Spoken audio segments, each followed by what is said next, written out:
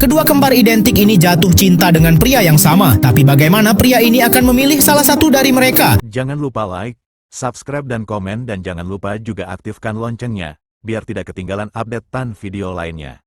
Dan Mi adalah kembar identik yang selalu menggunakan kelebihan mereka ini untuk menipu orang-orang agar tidak perlu membayar lebih. Mereka juga sangat dekat dan sangat menyayangi satu sama lain. Untuk membedakan mereka adalah Yu anak yang feminin dan Mi anak tomboy serta punya tahi lalat di pipinya. Hari itu mereka sedang bertukar peran karena Yu sangat lemah dalam ujian matematika. Jadilah Mi menyamar menjadi Yu untuk menggantikannya. Di kelas itu ia tidak sengaja bertemu dengan pria tampan bernama Mark yang jago bermain gitar. Teman-teman Mark saling menebak apakah yang berdiri di dekat mereka itu Yu atau Mi. Salah satu dari mereka tahu perbedaan mereka adalah tahi lalatnya. Ketika guru menyuruh mereka masuk, ternyata Mi yang menyamar jadi Yu lupa membawa pensil. Akhirnya Mark mendekatinya dan membelah dua pensilnya untuk diberikan kepada Mi. Tentu saja Mark mengira wanita ini bernama Yu. Diam-diam Mark ternyata mulai tertarik dengan wanita ini. Yu yang asli digoda oleh seorang pria yang sebenarnya naksir dengan Mi. Namun pria itu salah mengira dirinya adalah Mi yang asli. Jadilah Yu menggunakan kesempatan itu berpura-pura menjadi kembarannya agar dapat permen gratis. Wanita ini mencoba mengembalikan pensil yang dipinjamkan Mark kemarin, tapi Mark tidak ada. Dan kata temannya, Mark tiba-tiba pindah karena ada suatu masalah. Di rumah Yu dan Mi, tiba-tiba mereka kedatangan seorang pria yang adalah penagih utang. Ayah mereka ternyata sudah menunggak utang sangat banyak dan bersembunyi dari mereka. Jadilah karena hal ini, kedua orang tua si kembar bertengkar hebat karena membuat hidup mereka kesulitan. Tiba-tiba besoknya, ibu si kembar mengajak kedua anaknya untuk kembali ke kampung halaman ibu mereka dan membawa banyak barang.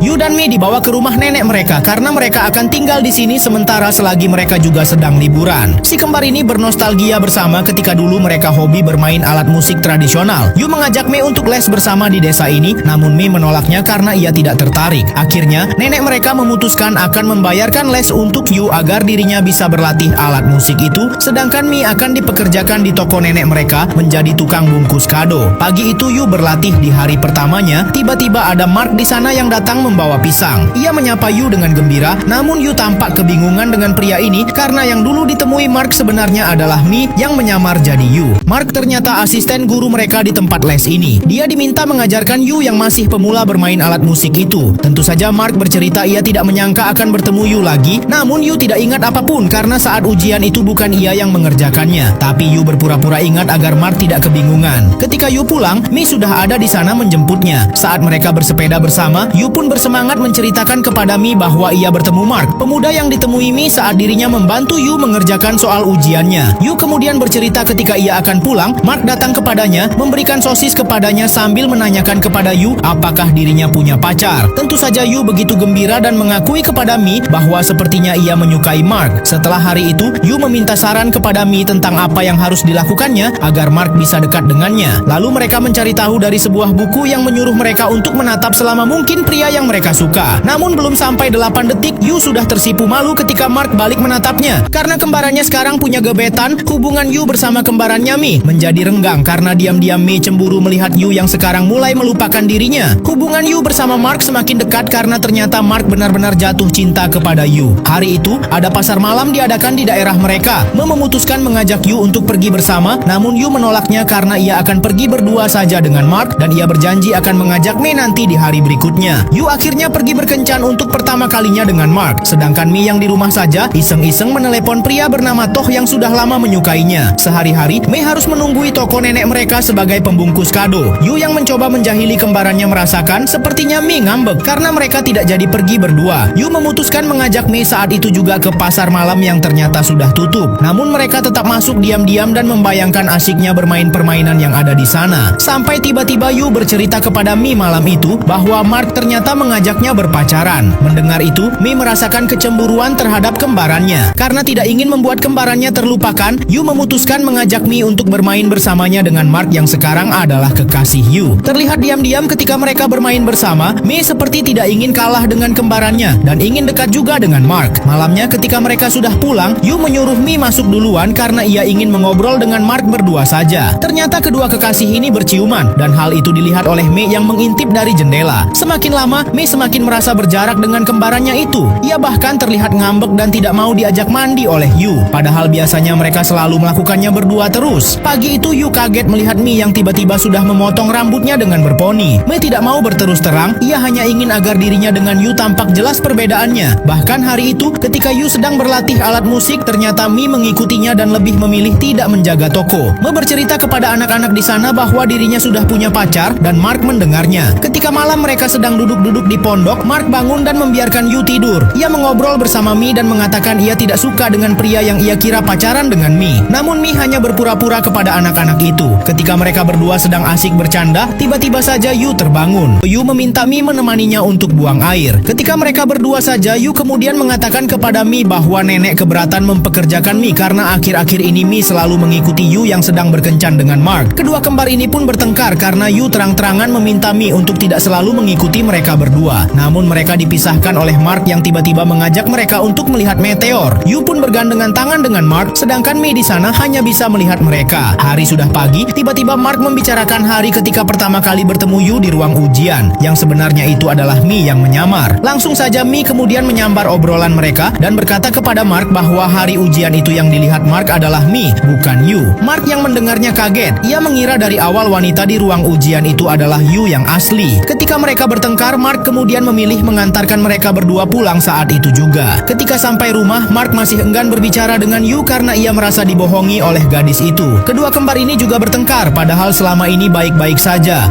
Kedua kembar Siam ini bertengkar hebat hanya karena seorang pria yang sama-sama mereka sukai. Setelah Mark tahu ternyata yang ia sukai adalah Mi, bukan Yu, ia mulai bingung dengan perasaannya. Ia mencoba berbicara kepada Mi, namun Mi menolaknya dan meminta Mark untuk tidak putus dengan Yu. Yu cemburu kepada Mi karena semua orang lebih menyukai Mi daripada dirinya. Akhirnya ketika diam-diam Mark mengajak salah satu dari mereka berkencan, sebenarnya yang diajak Mark adalah Mi. Namun Mark tahu bahwa itu adalah Yu yang berpura-pura menjadi Mi. Mi sudah merelakan perasaannya agar kembarannya itu tidak bersedih. Tapi ketika Mi pulang ke rumah, ia melihat kamarnya sudah berantakan. Ada surat yang ditinggalkan Yu bahwa dirinya akan pulang ke tempat ayah mereka. Sebelumnya memang Yu mendengarkan rekaman telepon ibu dan ayahnya yang bertengkar bahwa mereka akan bercerai. Yu sendirian sudah sampai di terminal dan akan menuju ke Bangkok. Ketika ia makan bakpao, ia mulai menangis karena teringat akan sosok Mi yang selalu ada di dekatnya. Mi juga merasa hampa karena kini ia hanya sendirian tanpa sosok Yu yang selalu ada bersamanya. Malam itu ketika Mi sedang menonton TV, ada sebuah berita mengabarkan bahwa bus yang ditumpangi Yu malam itu mengalami kecelakaan. Mi yang panik segera bermotor ke terminal mencari keberadaan Yu yang ada di dalam bis tersebut. Mi tidak bisa menemukan kembarannya dan mulai menangis ketika melihat cermin, merasa tidak bisa lagi bertemu dengan Yu. Tapi tiba-tiba saja ada seseorang muncul di belakangnya. Itu ternyata Yu yang tertidur dan tidak jadi naik bus yang kecelakaan itu. Mi menyesali perbuatannya dan meminta Yu untuk tidak meninggalkannya. Tak lama, Mark datang melihat mereka berdua dan merasa lega karena Yu ternyata baik-baik saja. Setelah kejadian itu, si kembar memutuskan pulang ke Bangkok lagi, meninggalkan Mark yang mengirimkan surat kepada mereka bahwa ia merasa bersalah telah membuat hubungan kedua kembar ini jadi retak karena dirinya. Kedua kembar ini akhirnya bersama lagi seperti hari-hari mereka biasanya. Sampailah mereka di Bangkok dan bertemu kedua orang tua mereka lagi. Mi dan Yu tahu orang tua mereka akan berpisah dan sesuai janji ayah mereka, si kembar akan mengikuti ibu mereka tinggal di kampung halamannya. Ketika sedang berberes, Yu masuk ke kamar ibunya dan tiba-tiba bertanya kepada ibunya kenapa ia lebih memilih Mi daripada dirinya. Ibunya langsung menangis dan meminta maaf bahwa ia tidak sedang pilih kasih. Ia hanya merasa Yu jauh lebih dewasa daripada Mi, sehingga ia lebih cocok bersama dengan ayah mereka. Ketika makan malam bersama, awalnya sudah diputuskan bahwa si kembar akan ikut bersama ibu mereka di kampung. Ayah mereka bahkan memberi mereka HP baru agar nantinya mereka berdua bisa menghubunginya terus walau jauh di sana. Tapi tiba-tiba kedua kembar ini membuat pengakuan kepada mereka. Jika keduanya terpisah dari orang tua mereka, mereka mungkin akan jarang menemui salah satu dari ayah atau ibu mereka. Maka dari itu, Yu dan Mi memutuskan akan berpisah, di mana Yu akan ikut ayahnya, sedangkan Mi akan ikut ibunya di kampung halamannya, serta membantu nenek mereka menjaga toko. Kedua kembar Siam ini juga berjanji satu sama lain bahwa hubungan mereka akan baik-baik terus, tanpa harus bertengkar karena pria seperti sebelumnya. Walau sempat marah satu sama lain, ikatan batin di antara mereka berdua tidak bisa dipisahkan, apalagi cuma karena hal sepele. Karena dari kecil mereka sudah terbiasa ada untuk satu sama lain.